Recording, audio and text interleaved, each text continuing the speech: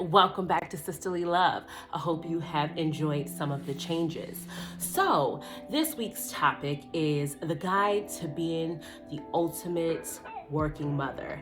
And while I think every mom is a working mom, in the home, outside of the home, you can use some of these strategies. So, I'm gonna go down a few of them. I have 5, okay? Identify a planning day. And by a planning day, that could be one day on the weekend. That could be a specific day that you know you have a large block of time that you can commit to having a day to really plan out the rest of the week. Fail to plan, you plan to fail. So having that planning day, talking to your partner, talking to somebody, maybe a sitter, where you can have a block of about 3 hours. I actually use this lightly because I remember when I was a first-time mom and I just had gone back into the office, I was like, I literally have no time. Like, I have a small infant. Take 2 hours in one day and 2 hours in another day. And I'm telling you, you could split those different things that you're planning into like, oh, I'm gonna plan my Monday through Wednesday on this particular day. I'm gonna plan my Thursday through Saturday on this particular day. Step 2. Now, this is my favorite step. And this is literally writing down everything that you have to do. Writing down all of the things. And I know you're like, Shekinah, seriously, another to-do list. I don't have time. This is doing too much. The way that I do it is I put it in buckets. So I put it in a green bucket, a yellow bucket, and a red bucket. My red bucket, urgent thing, is like, if this does not happen, some things is about to fall out of the sky. Yellow is it needs to be done, but it's like, if it waits a day, nothing's gonna blow up. And green is like, I need to get it done, but I have a couple of days to do it. So like my red bucket is, maybe I need to make an appointment for Naomi because I feel like she's under the weather or something. That's immediate, that's my child. Or there's a report that's always due on a specific day that needs to be done because my job, I gotta get it done, right? Those things. Yellow might be the load of laundry. Like, it needs to get done because it's starting to look like crazy in this house, but it's not like anything's gonna fall out the sky. And green might be scheduled date night or something like that. Like, it needs to get done, but if it didn't get done in that moment, you're gonna be okay, all right? You're gonna be okay. So step 3.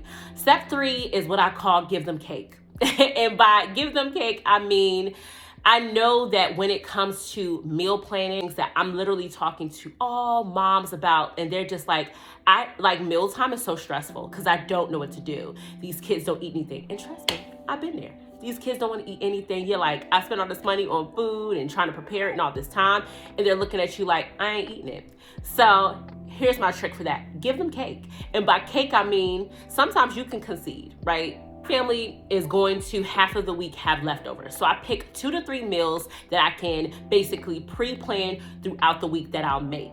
And each meal I'll make just enough so it yields 1 day of leftovers. And if you're doing the math, I only cook 3 times a week. That's 3 times. And if you're doing the math here, those 3 times 2, which is what the leftovers are, it's only 6.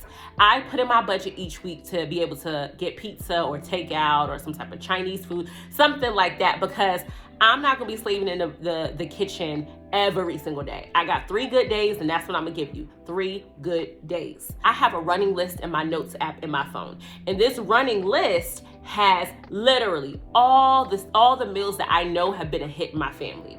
And so I'll put down that list in the description box, but it might be lasagna, spaghetti. My kids love noodles, so Alfredo, tacos. They say grab your go-to. So if your go-to in your family is grilled cheese, the go-to in my family is pancakes. The go-to in my family is sandwiches like peanut butter and jelly or grilled cheese. This go-to in my family is also those like $6, $7 Red Baron pizzas that you can get and throw in right there real quick, preheat the oven. Those are my go-tos. So while, being a working mother, you have so many things to do, like you have to finish this report, you have to do this. Some days you're a really good employee and some days you're a really good mom. But a lot of times you won't be everything to everyone all the time. And that's something that you just kind of have to just realize in your heart of hearts, like, I cannot physically do it all. So it's gonna get done. So number 4, we are dwindling down, okay? Number 4 is make your mornings real smooth. I find that my mornings is my most contentious point in my morning because it's like, get dressed, work out, do all the things, get them fed, get them at the school, be in a line, all those things. If you make the morning smooth, then your morning starts off the rest of the week, and the rest of your day, and you're like, I can do it. So that means like I have literally laid out the girls' clothes for an entire week. I laid out their clothes from Monday to Friday. And sometimes I might even put in Saturday, especially if I know they have like a game or like gymnastics or something like that. They have gymnastics every Tuesday. So I also put their gymnastics outfit on the Tuesday pile for that day. I go ahead and just get it all done.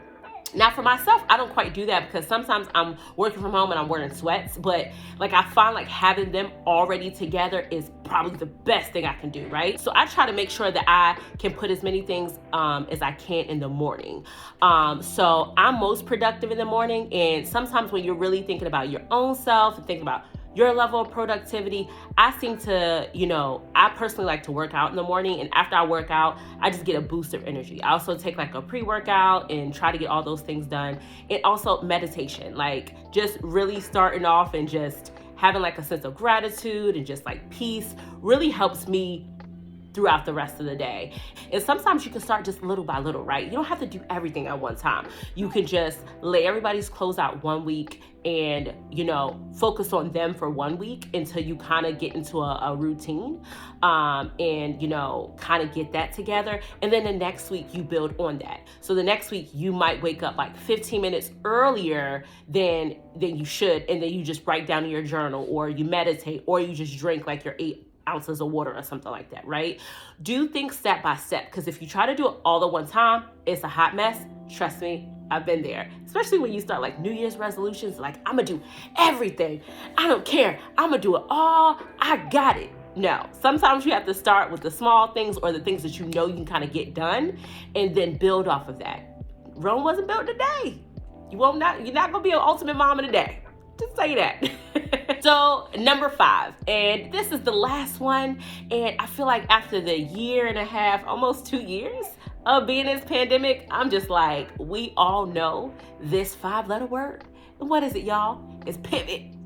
So take what we've been doing these past 2 years and literally apply it to anything else. So this is for the inevitable times that something is going to pop up. And trust me, something's going to pop up. Something's going to pop up. The kid going to get sick. Something going to happen. You got to go pick them up. Or there's somebody in your job that, leaves, or you transition to another job, or someone in your job gets sick, or, you have to take care of a partner because they're sick. And I'm saying sickness because Omicron is out right now and just a lot going on, right? Anything could happen where your regular schedule of events, the regular programming that you're used to, is completely done, right? And you're just like, what is going on? Best advice that someone ever gave me is pause. Give yourself 5 minutes to feel the moment, to feel all the changes going around you. Like, they're acting crazy. They probably need some attention, right? This person's sick. I haven't cooked anything yet. Assess everything that's going on. This report is due. I need to do, this. I need to take the clothes out of the washing machine or dryer, whatever. Something like that. I have family coming into town. Whatever the situation that's going on that is requiring you to pivot, take it all in. Take everything all in. Give yourself a couple minutes to process it. Process it all and figure out what can be done. Like I mentioned before, you can give the kids peanut butter jelly. They'll be okay. A little piece of fruit. They'll live to tell the tale. It'll be fine. Trust me. Do that. If you can't do something, let the person know that you can't do it. Just be like, hey, I need an extra 12 hours, 24 hours to do this. Something came up.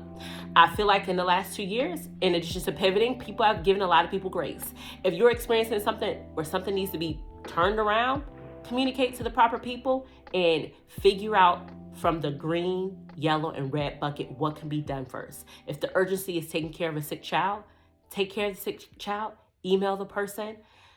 Once you're back from pivoting, go back to your regular, programming or schedule events and like, okay, all right, so I didn't get to do this. Let's rearrange some stuff, right? Pivoting is a very annoying word in this season, but it is like literally what we are at this moment. So I hope that these 5 tips are being ultimate working mom has been helpful, please like, comment, subscribe. I will be giving these each week